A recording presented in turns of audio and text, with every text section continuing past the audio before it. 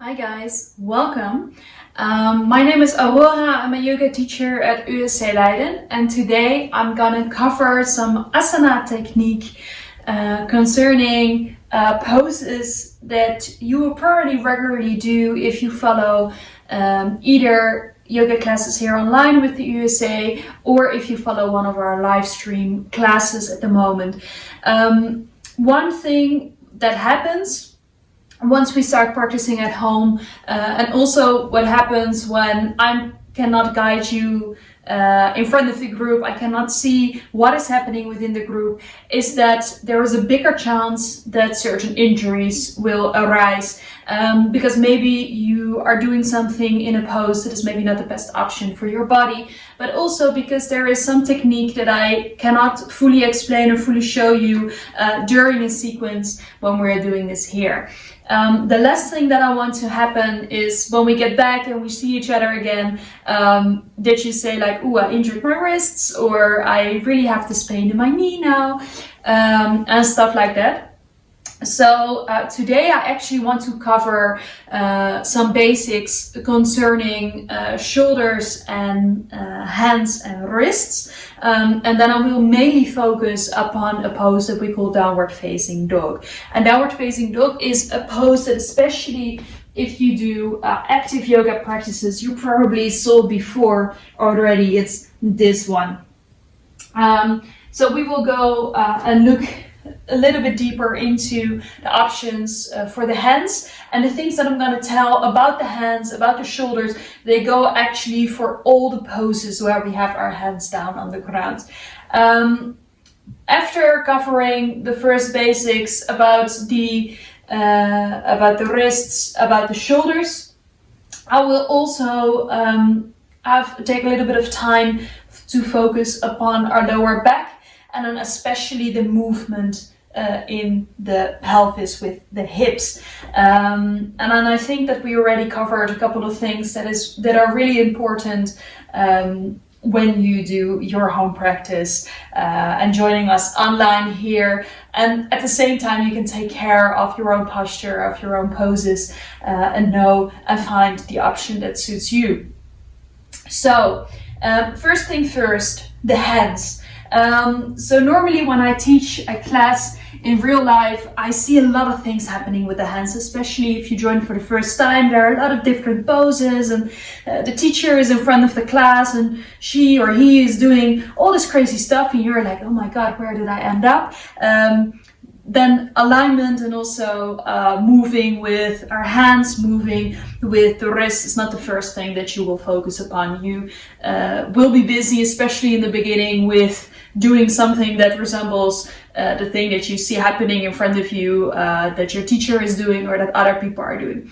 So one of the great things of having a home practice is that there is no one around you to distract you. And with that, I mean no one that you can look at and see, oh, that person goes deeper. Maybe I should do that option as well. So you're really free and fully focusing upon what your option and the choice for your body is at that particular moment.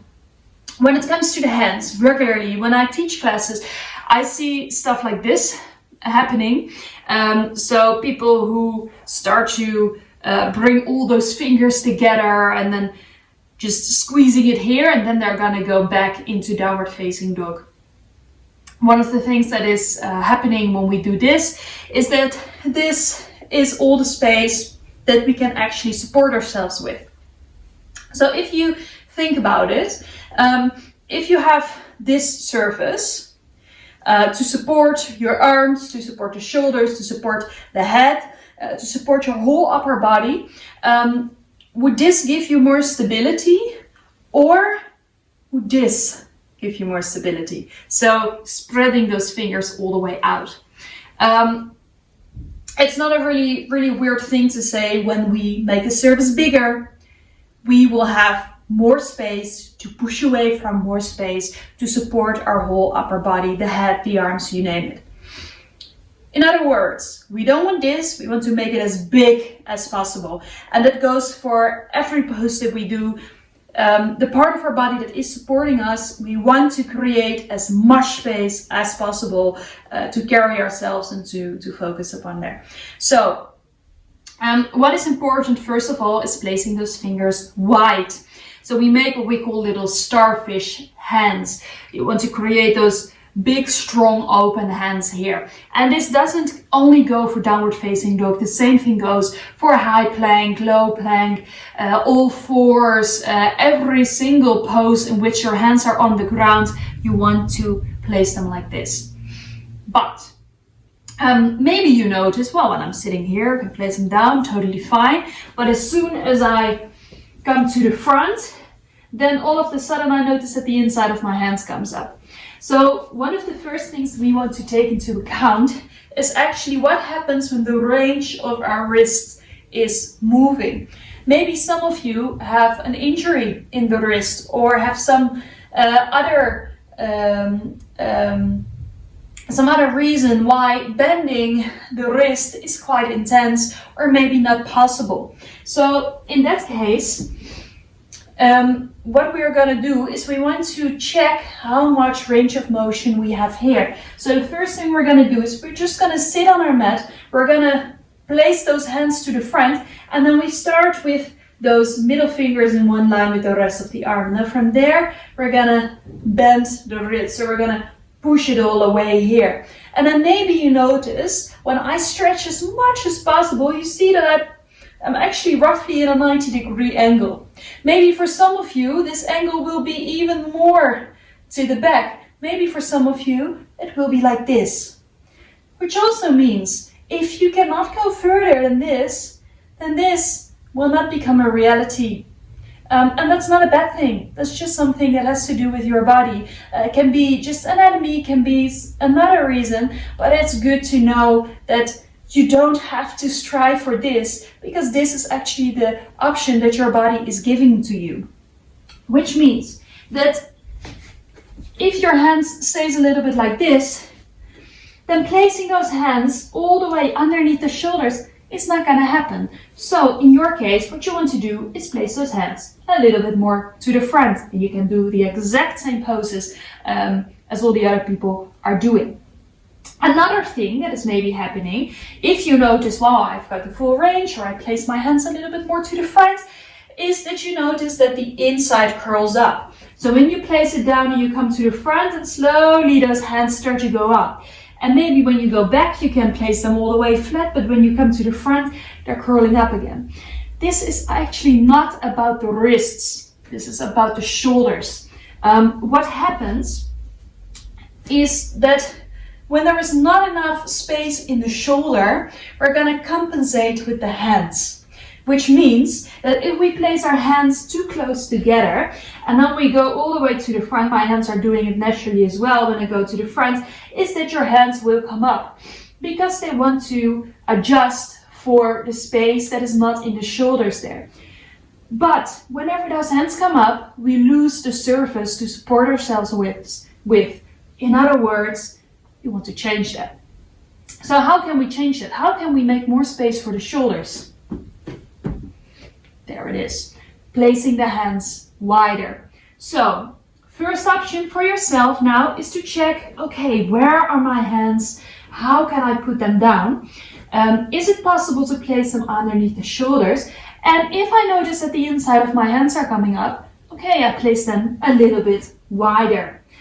So first basics of how to place your hands for whatever yoga pose you want to do with your hands down. For the people who maybe found this video and who do fitness, same thing applies here. More strength with little starfish hands. So then another thing is, especially for those people who are really flexible in the elbows, and this is something unfortunately I can't show you because my arms are not doing that. But when we move our arm all the way to the front. So you can do this for yourself right now. Moving those arms all the way to the front, and then see if you can lift the inside of your elbow as high as possible, or bringing the inside of your elbows as close together as possible. Now, the reason that I said my arms don't do this is because if I stretch my arm fully out, this is my fully stretched out arm, so it's straight. Is this because I'm compensating or because I don't want to overstretch or not show you? No, it's because I physically can't. Is this because I did a lot of yoga and I've got this amazing control over my body now? No, has nothing to do with those arms here. If you bend your elbow and you just place one finger at the back, you will feel this little like dimple, like there is some space there. And we all know that really this bone here, that when you hit the wall or the door, it really hurts. Well, this pointy thing here goes into the little hole that you feel here, which means that if this one goes into there, then we can stretch out the arm. But for some people, this little bone here is a bit smaller and compared to this little dimple here, which means that this is a little bit wider, which means that when they stretch out the arm, maybe they can lift the elbow a little bit more to the ceiling. Or maybe they notice, hey, my arms are going all the way out to the side. This just has to do with the space of the bone here and this little space here in relation to each other. So in my case, it fits like this and there is no extra space. There's there's also not the case that there is not enough space to stretch my arms out. So maybe it could be possible that for you, you notice, hey, I end up here. I actually see the other thing more often, but I also sometimes have students who notice, hey, I can't fully stretch out my arm because I notice there is just no more space here. Then again, it's something that you want to work with. So when you place your hands down, stretching the arms fully out for you will maybe mean, okay, this is stretching out my arms, which is just as much stretching out the arms as this is. For the people who notice, hey, you've got more space, score, yeah, you have more work to do actually. Because what happens is when we overstretch, is that we actually don't use our muscles enough anymore. We start to hang in the joints. And hanging in the joints is always a bad idea. Why do I say that it's always a bad idea? When we use force on them. Which means if you are just here and you're overstretching them, nothing will happen. Totally fine. But if we apply pressure or we're pushing ourselves away, or we do a certain yoga pose in which we have to use strength, then actually locking those elbows can also damage them in the end, especially when you have to unlock them and you just, go all the way down all of the sudden because you cannot control the movement with your muscles. So in this case, we always want to have a little micro bend. And you will also notice that when you don't lock it anymore, but you have the little micro bend, which just means straightening out the arms, essentially. We also have more space to use the strength that we have in the muscles. So how does this look when we apply this theory? Well, first of all, starfish hands, placing them a little bit wider than the shoulders. And if you have that ability to overstretch, take a moment to overstretch those arms. And then from there, little micro bends here. And then see how you can move yourself away, how you can push it all away, pushing the hands in the ground, shoulder blades away from each other. And now see if you want to lock your arms and see what the difference is while you're pushing away with those locked arms or pushing away with the little micro bends. And you'll probably notice that with the little micro bends, those arms are working, they're on fire. And that's the strength that we are looking for. So, starfish hands, placing the hands in such a way that there is space for the shoulders. And sometimes I use, or actually not sometimes, most of the time I use the phrase place the hands in one line with the shoulders, or place them a little bit wider than the shoulders. And when I say place them a little bit wider than the shoulders, I actually just mean place them in one line with your shoulders. But if I say place them in one line with your shoulders, we tend to think that our shoulders are over here. But actually, my shoulders over there. So there's actually quite a lot of space, because when we think about it, our shoulders are next to the rest of our upper body. And why is this important? Whenever we are in a flow, whenever we want to go down, for example, if we place the hands too close, if I want to go down from here, for example, by bending my arms, I'm like, yeah, I'm stuck, I can't go any further. Why? Because my upper body is in the way. So if I place my hands wider, and then I turn the elbows in so I can make this angle here, then from there, all of a sudden, I've got all that space to move my upper body in between and then go over beautiful baby cobras and stuff like that, and then slowly move it back. So placing them in one line with my shoulders allows me to create space for all that flowy movements I want to do within a yoga sequence. So hands wide, in one line with the shoulders, maybe a little bit further if you notice that this is not an option. And creating enough space for the shoulders, not locking the elbows. A lot of information already, and we're not done because we want to work towards downward facing dog. So once we have those hands here, wide and open, and we have that little micro bend going on in those elbows. Now from there we're going to curl the toes, and we're not going to lift our butt yet. The first thing we want to do is bringing our butt all the way back. Little trick. Downward facing dog starts with our upper body. When we want to go up like this, it's not because we're pushing down into the mat with our feet or moving actively off with the butt. The first step starts with the pushing away of the hands. So with those beautiful starfish hands, little micro bends in those arms, we're gonna push in the ground, push, push, push, and you will notice once you start pushing, my knees are already off the ground. This is just because I'm using my hands fully here. And once my knees lift off, I'm gonna take the rest up as well. Now we can bring those shoulders all the way to the ears, and we have a really stretched out down dog, but what we want to do is we want to bring those shoulders away from the ears. And the easiest thing to play with the upper body is in the beginning to keep the knees a little bit bended. So we still have space here looking towards the knees. And then see if you can create a little bit more space in those shoulders. And sometimes, especially in the beginning, I see people doing this. So, actually I have to show it even better. Doing this. And it's like, yeah, my feet are on the ground. I feel so flexible and stuff. Yeah. But this is actually not where you get the benefit of the downward facing dog. First of all, my knees are locked. We don't want to lock our knees. We want to have that little micro bend, same as in the arms.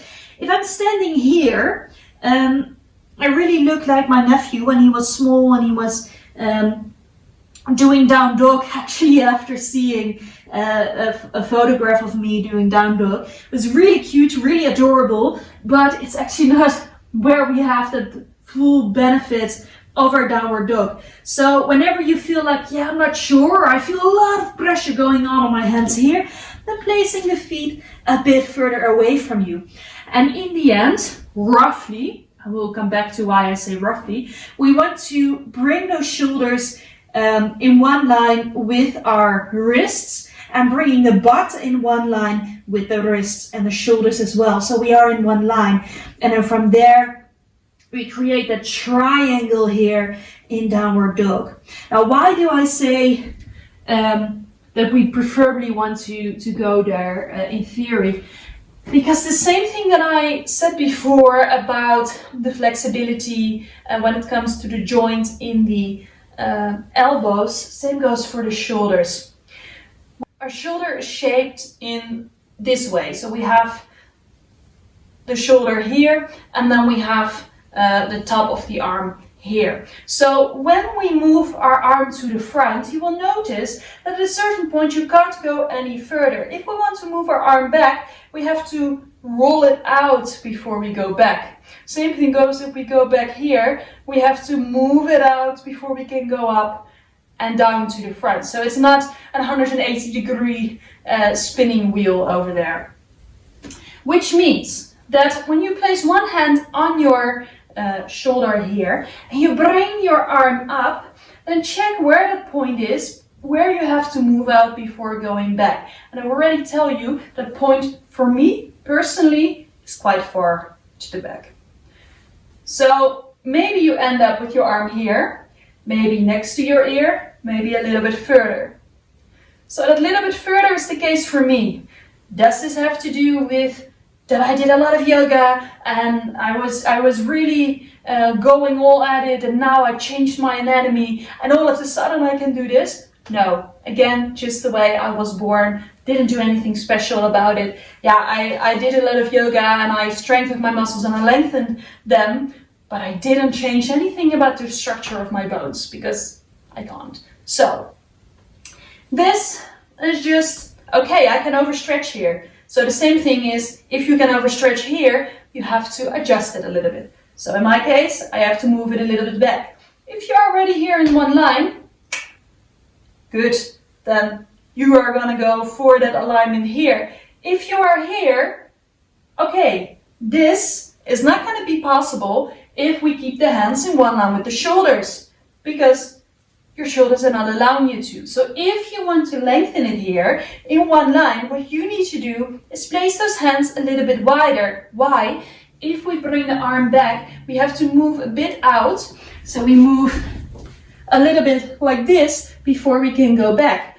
Placing the hands wider creates more space here. And of course, there is a limit, so you don't place them all the way over there, but you can play a little bit with it by moving the hands a little bit more to the side of the mat.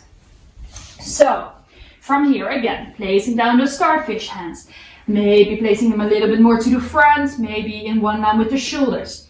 Then from there, maybe you already know from your down dog that you just did that you want to place the hands just a little bit wider.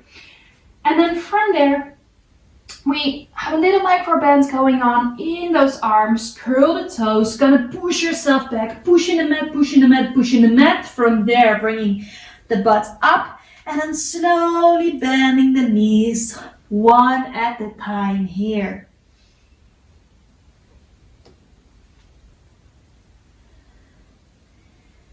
Okay, shoulders away from the ears, and then bringing the heels towards the ground is not a goal in itself. When I'm really warm, because I had a big vinyasa practice, I can put my heels down easily. When I just start my practice, I also start here because I still have to warm up my muscles before I can put them all the way down. So this is not a goal in itself. I prefer that you keep the knees a bit bent, focus upon the length in the upper body. So these are already all those movements, all those options here, in order to make sure that you're not hurting yourself in your home practice. Now there is one more thing I want to look at in this asana technique video, which is hanging in the back. And I know that it's something that mainly starts to happen when you get tired.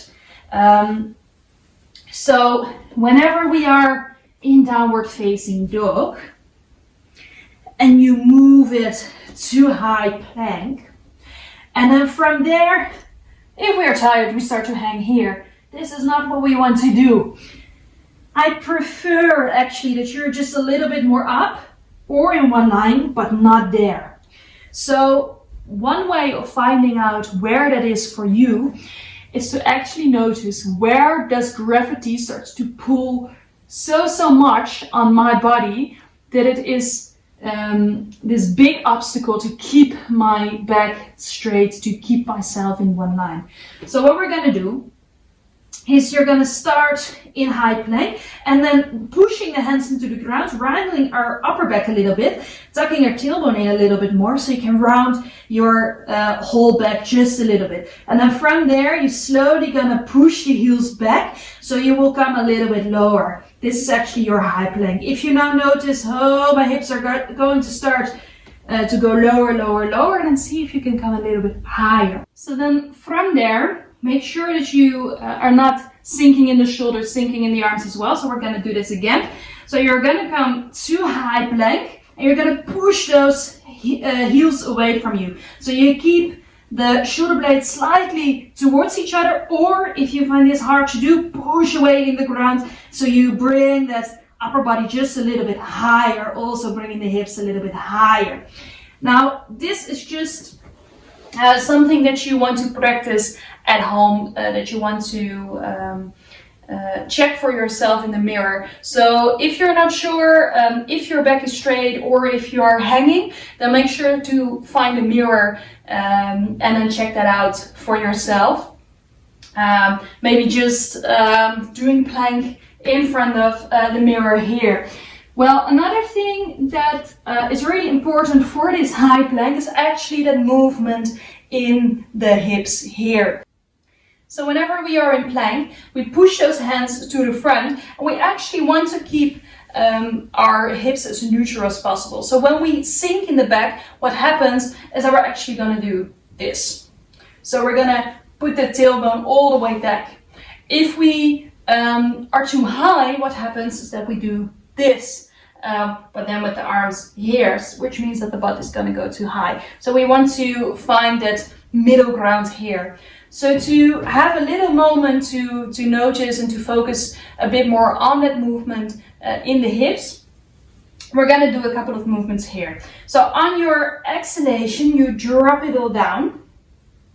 And then this is actually a pose that I sometimes refer to in Dutch as the zoutzakjeshouding. So we're going to sit like a bag of salt.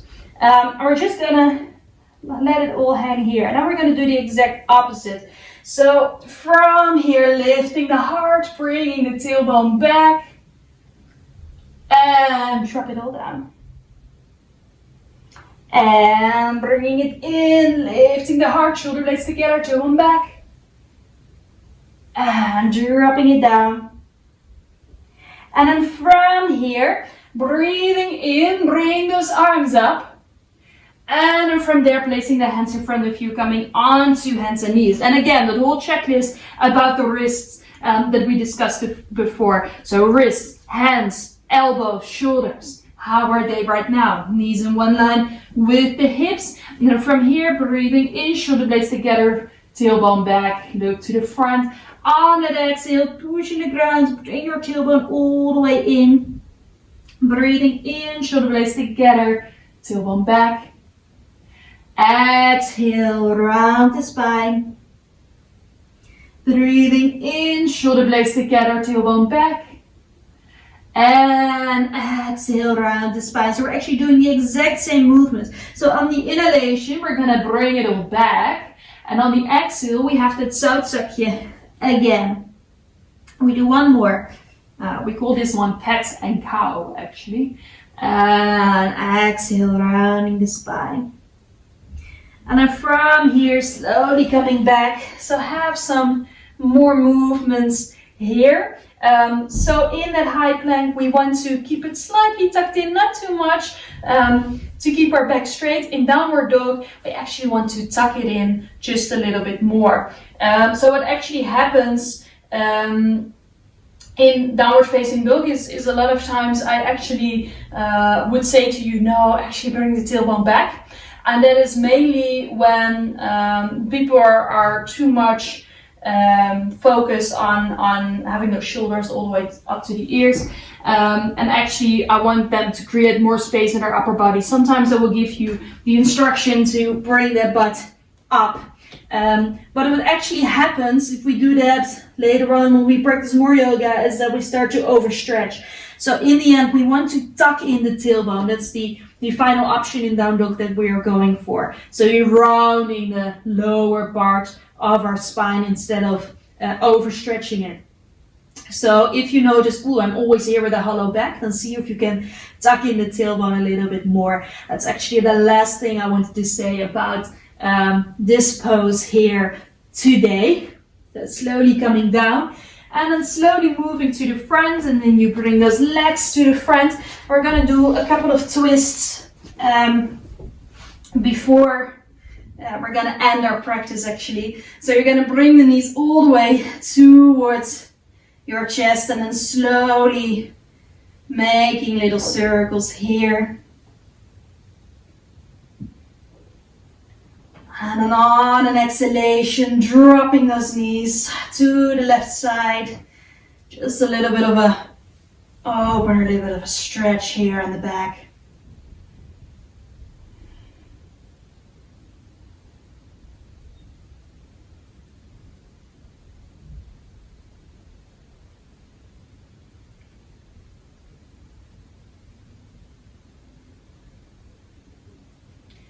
And on an inhalation, bringing the knees back in the middle, dropping them all the way to the other side.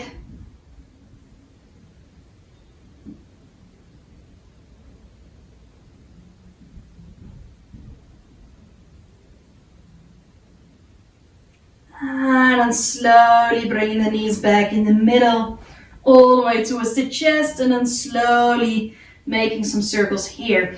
And you will notice once we make those circles, actually the same thing is happening what we did before with tilting the pelvis, tilting the hips. So when we move a little bit further away, you will notice, hey, my back becomes hollow a bit more. When we move those knees closer to us, we'll notice, hey, it's starting to round a little bit more. So this is actually already that same movement, but then while we are the other way around. And then from here, maybe you want to drop onto your side coming up from there, or maybe you want to hold on to the inside of the legs and then slowly roll a couple of times over the spine before you come all the way back up here. And then from there, you come and sit, and then we bring those hands together, intertwine the fingers, and we're gonna move those hands. They deserve it after all that practice that we did with them. And the other way around, if you're not already there. And then we shake them out. And flip them around. And then breathing in, bring it up, breathing out, taking a moment to bring our shoulder blades together one more time. And then from there, rolling the shoulders back and to the front. And then maybe moving a bit from side to side here. And then I want to thank you for joining me here with this asana technique. If you have any questions about the stuff that we did here, let us know by putting it in the comments below. I hope I see you again soon. For now, stay safe. Be wise about your home practice, and if you have any more questions, let us know.